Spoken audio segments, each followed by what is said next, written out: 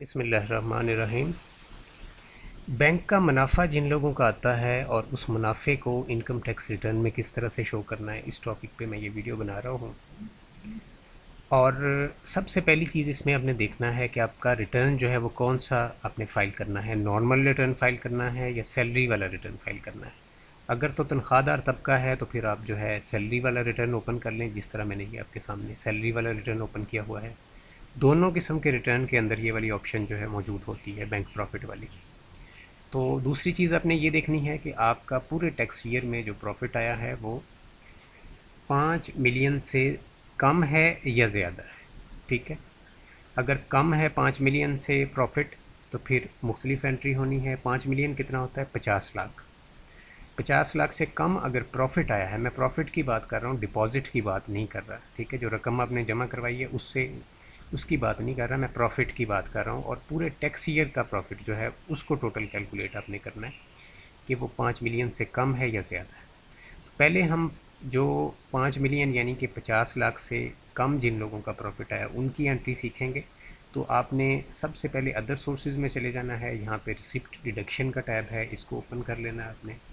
तो ये 5 मिलियन से कम यानी 50 लाख से कम जिनका प्रॉफिट आया है उनकी एंट्री के लिए 5028 कोड के अंदर जाके आपने जो इनका प्रॉफिट आया, मसलन 20 लाख रुपए अगर आया है तो आप यहाँ पे 20 लाख रुपए एंटर कर दें और इस 20 लाख रुपए को यहाँ से कॉपी करके और सेकंड वाले कॉलम में भी एंटर करना है, क्योंकि सेकंड वाले कॉलम में एंटर अगर आप करेंगे तो ये subject to fix final tax आएगा और फिर इस पर नॉर्मल टैक्स चार्ज नहीं होगा दोबारा से। ठीक है, तो इसको कैलकुलेट करते हैं। तो ये अपडेट होगी अमाउंट। ठीक है, नॉर्मल टैक्स में नहीं गई, आप देख सकते हैं यहाँ पे। इसके बाद जनाब आप टैक्स चार्जेबल पेमेंट्स के अंदर चले जाएं और final fixed minimum average relevant reduce tax की एक टैब है, उसको ओपन करेंगे। इसको ओपन कर लिया, 7B यहाँ पे सर्च करें।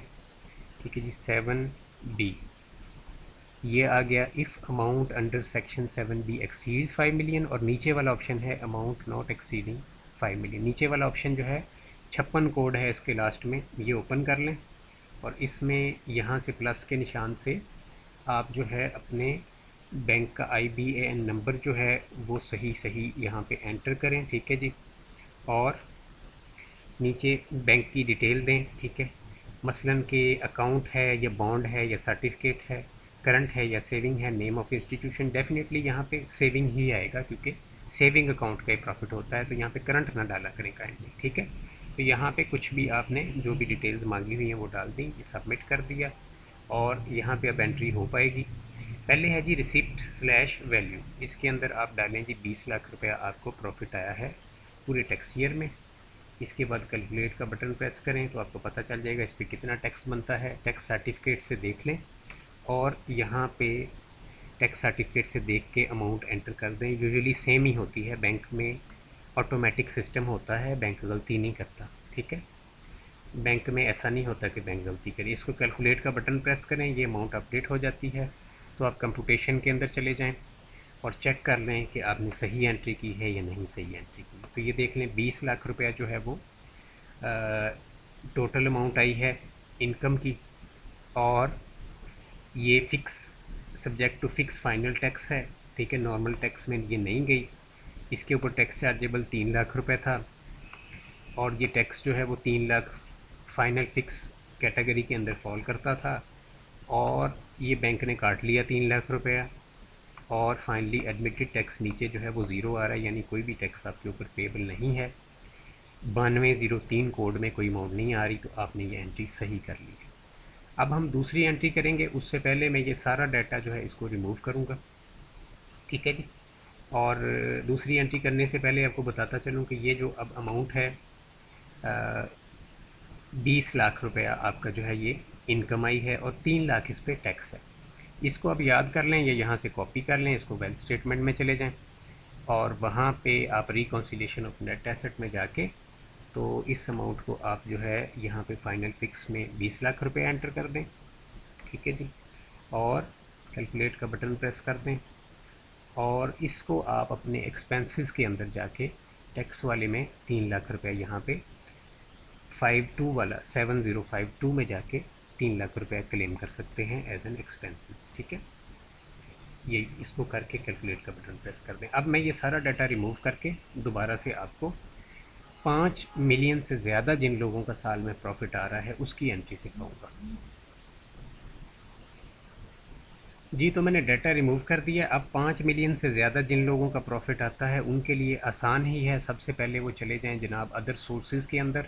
ठीक है जी, वहाँ पे जाके पहले अपना बताएं 7B के अंदर जो है कि उनकी जो है अमाउंट आई है जी, मिसाल के तौर पे प्रॉफिट आया है उनका 60 लाख रुपए का साल में, और इसको यहाँ से कैलकुलेट कर दें।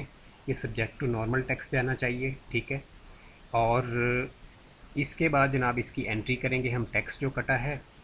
तो 60 लाख रुपए के पे 15% के हिसाब से बैंक ने 9 लाख रुपया डेफिनेटली काटा होगा। ये आपका जाएगा एडजस्टेबल टैक्स के अंदर, और section number 151 at a rate of 15% के हिसाब से इसके अंदर रिसिप्ट स्लैश वैल्यू के अंदर आपने एंट्री नहीं कर पाएंगे। यहाँ पे सिर्फ जो है टैक्स कलेक्टेड आप लिख पाएंगे कि 9 लाख रुपया जो है वो टैक्स वो बैंक ने काट लिया है। ठीक है, तो टैक्स सर्टिफिकेट जो है उसे देख के यहाँ पे 9 लाख रुपया एंटर कर दें।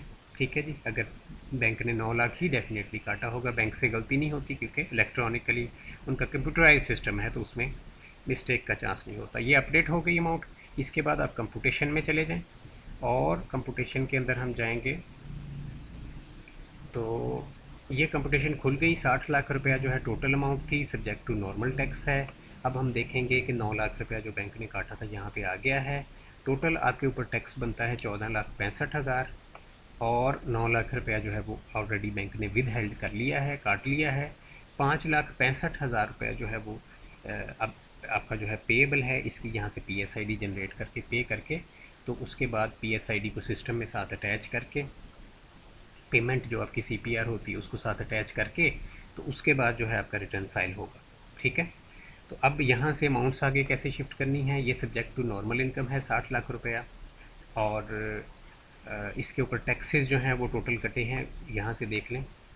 ये आपने कुछ पेमेंट की है और बाकी जो है कुछ बैंक ने काट लिया था, टोटल 14,65,000। ठीक है, तो इन दो फिगर्स को याद कर लें, 14,65,000 और 60 लाख रुपया आपका जो है वो प्रॉफिट आया था। इसकी मुख्तलिफ एंट्री होगी।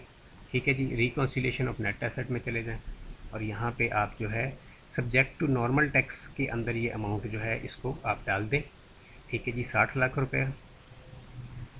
ठीक है जी, ये 60 लाख हो गए, कैलकुलेट कर दें, और 14,65,000 जो आपका टैक्स है टोटल, आपने जो कुछ बैंक ने काटा है कुछ बाकी जो है खुद से आपने पे किया है, उसको आप 14,65,000 की अमाउंट को यहाँ पे जो है वो डाल दें। ठीक है जी, ये इस जगह पे, तो यहाँ पे आपने जो है वो 14,65,000 की अमाउंट डाल देनी है 7,052 कोड में एक्सपेंसेस के अंदर जाके।